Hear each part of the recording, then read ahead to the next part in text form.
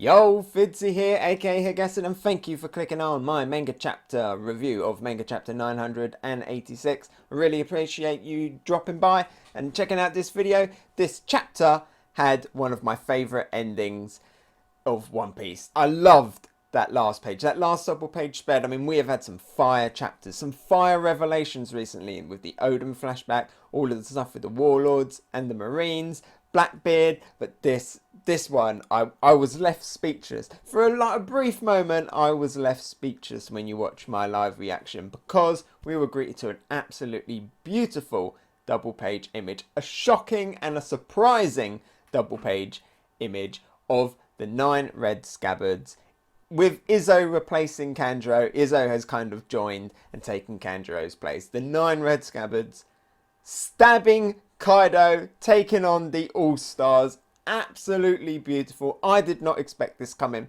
As we're going through this chapter, by the name of this chapter, it's called Your Name, and by all of like the thumbnails and stuff that I saw like just before I was about to record, I was like, this is like a Momo chapter. And as going through it, I was like, okay, it's going to end with Momo kind of saying who he is, announcing that he's going to be the future shogun of Wano. But that was like kind of like in the middle of it. And then this, it just came out of nowhere. If you told me that this chapter I was going to see Kinemon stab Kaido, I wouldn't believe you, but that is what we got. It was absolutely fantastic. Just that one image alone. Beautiful. It was beautiful. All of the 9 Red Scabbards at Akazaya Nine with Izzo instead of Kanjuro. And Kaido falling down, falling back off the stage. We've got Kinemon at the front. We've got Denjiro at the front. Their swords are going in to Kaido. Kinemon. I love Kinemon. I love Kinemon. There's Kinemon. There's Kinemon. I love Kinemon. Kinemon is now the second person, along with Denjiro, to stab and wound and scar Kaido. Who would have thought that? Who would have thought that Kinemon would have been the next person? And I loved how they were going in there. And just before, Kaido's like, your blades will never hurt me. And then you see a vision of Oden. And it's as if they've got the will of Oden. And that will lets them get in there. And for a brief moment, you see Kaido, his eyes, they've turned a little bit into fear. And you see them going, and you see the blades go in. And it's like Oden's will helped them do that. You had Nekomamushi, another character I absolutely love. And I think Oda really loves Nekomamushi also, because what did Nekomamushi do? He knocked Kaido's weapon out of Kaido's hand. Nekomamushi disarmed a Yonko in this chapter. Definitely, I think Oda likes Nekomamushi a little bit more than Inuarashi. And we had Izzo as well. Izzo, like I say, he was now joining the 9 Red Scabbards, and in his debut, he shot King's sword out of King's hand. And then we see him shooting King again at the side. Jack, he was too slow to react. Queen, he just did the Queen eyes. They were off to the side. Nekomamushi as well was going in with his claws on Kaido. Kaido had Nekomamushi's head in his hands. Absolutely beautiful. Everybody else was there as well. And of course Denjiro. We got acknowledgement there of, hey, aren't you Kyoshiro? And we have Denjiro going in there with another blade going in. And it's fitting that it was Kinemon and Denjiro Kyoshiro, because they were the first two. They were Oden's first two retainers, so it was fitting it was them two, because they've been there the longest. They've seen the most changes. They're like kind of the leaders of the group. And also, I love Denjiro too. Denjiro Kyoshiro is like one of my favourite new characters, and Karamatsu is there as well. It's one of them endings where you absolutely cannot wait for the next chapter. Thankfully, there is no break, so we get to hopefully don't cut away. Oda, please don't cut away. Let us see Kaido falling on the ground. I am sure that this is not the end. Kaido has not just been killed by Kinemon and Denjiro. I am pretty sure he's going to hit that ground and be very angry and turn into a very big dragon, and stuff is going to go crazy. What I do like is the fact that Luffy kind of knew that they were coming and was like to Yamato, wait, stop. We aren't the ones that should do the first attack.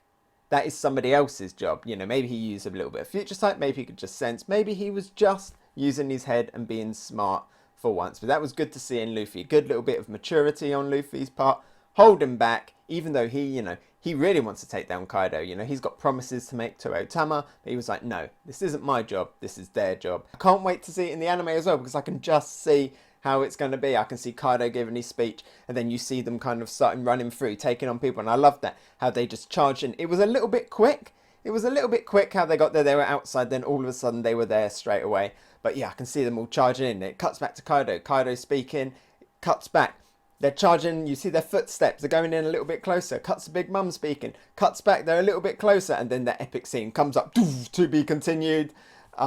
It's going to be good. It gave me like massive like Hunter x Hunter vibes where they were like storming the Ants Palace at the end. I'm sorry for like the fanboying, but I really love this. I really love this page. It's one of my favourite pages. Probably one of my favourite pages in all of Wano so far, like excluding some of the stuff that we got in the flashbacks. And what I'm really happy about is Kinemon and all that, they had the plan, they stuck to the plan. Sure, it went a little bit wrong, but they got the plan done. They got in there, they stabbed Kaido while everybody was drinking, and we saw that because everyone else was like, put down your beer, get a sword, get a weapon. The plan worked for the moment. I think it's all going to go very, very wrong very quickly, I think, very soon. What else was beautiful about this whole chapter, and particularly this ending, was the use of a word that we've had throughout Wano, and that I've recently just rewatched in the anime as well when it first came up. That is the word SUNACCHI. Who would have thought that that would have been a very important word? Hopefully I'm pronouncing it right. SUNACCHI, SUNACCHI. But it's the word that we saw Momo using when he was training, and Zoro had taught Momo that word. We find out that it's a really old word in Wano. And in that first scene where we have Momonosuke use it, Okiku is like, you cannot use that word. Momonosuke, you should not be using that word. I don't want to ever hear you use that word again. We find out that that word means to like, the way it's translated is it's to throw your name to the side. You throw your name to the side, you go back to as you were as a child, you like fill yourself up with energy, and it's kind of like a battle cry, you know, throw away your name and just go into the battle kind of a thing.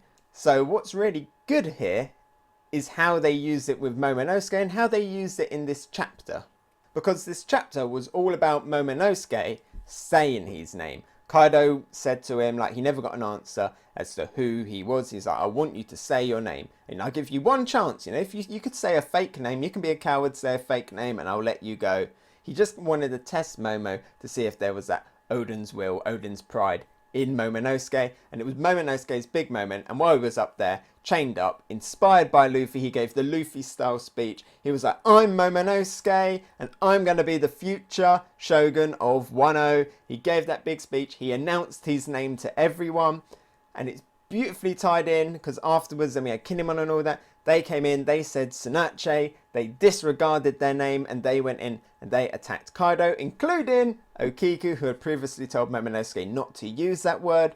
So what's beautiful there is the fact that Momonosuke wasn't allowed to say SUNACCHI because he isn't allowed to throw away his name. Instead, he should be out there announcing his name, being proud of his name, you know, telling the world his name.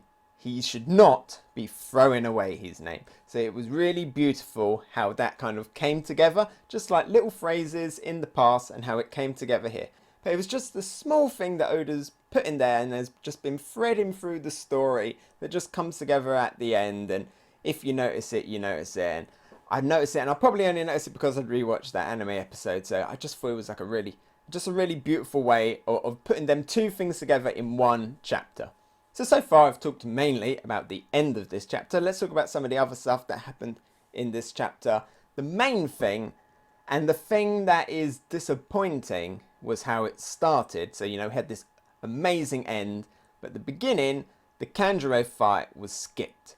When we see Kinemon and that arrive with the rest and meet up with the rest of the 9 Red Scabbards, we see Kanjuro laying face down on the floor. He has been defeated by Okikanojo off panel, and that was really disappointing. You know, we had all the build up, Kanjuro turning up with his headless soldiers, and next time we see him, he's face down in the snow. I thought we were going to see an epic fight. I thought we were going to see him being like Sai, you know, drawing, having drawings going everywhere. I wanted to see those headless things in battle, and we didn't get to see it. It's disappointing. We don't even know, is he dead? Is he dead? Is he alive? Is he unconscious? They just left him on the floor. Is someone tying him up? What's going to happen now with Kanjuro?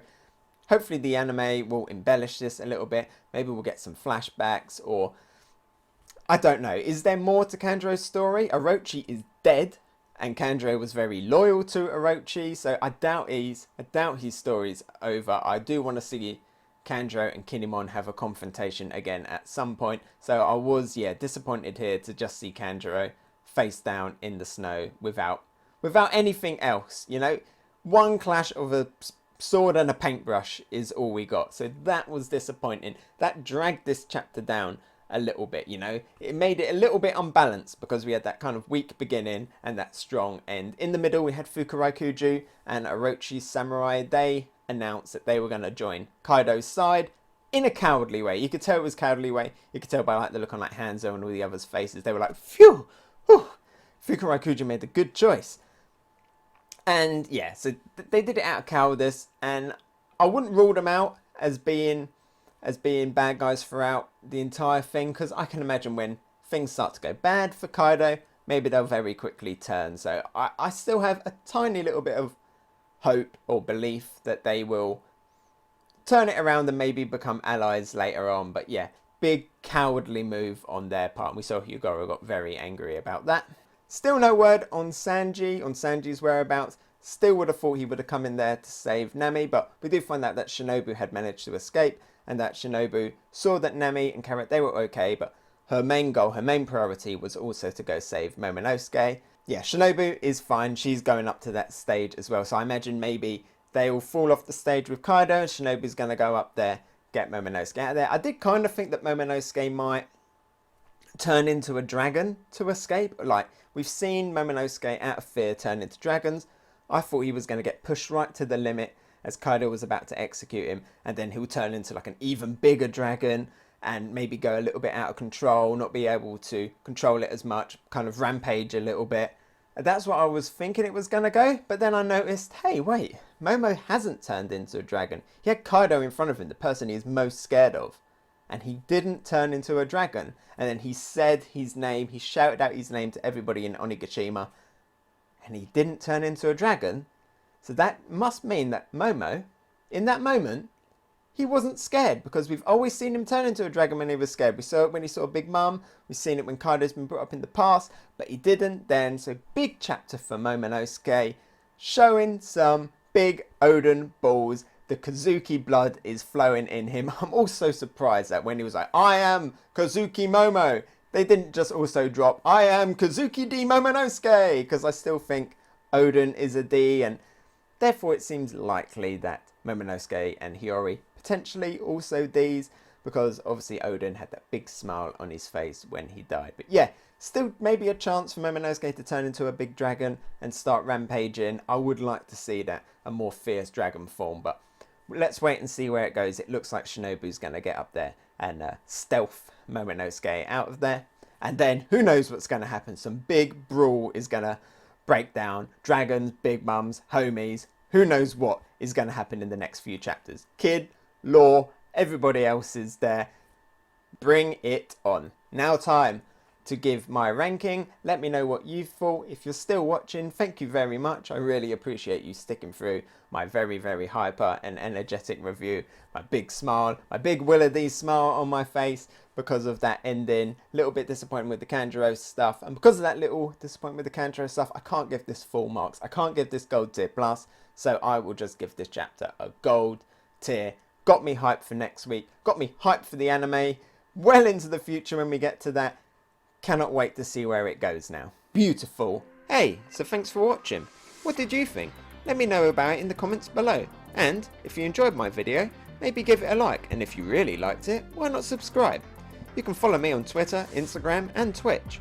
Oh, and here's a related video you might enjoy and something more fresh. I've been Hegassen, and I'll talk to you next time. Bye!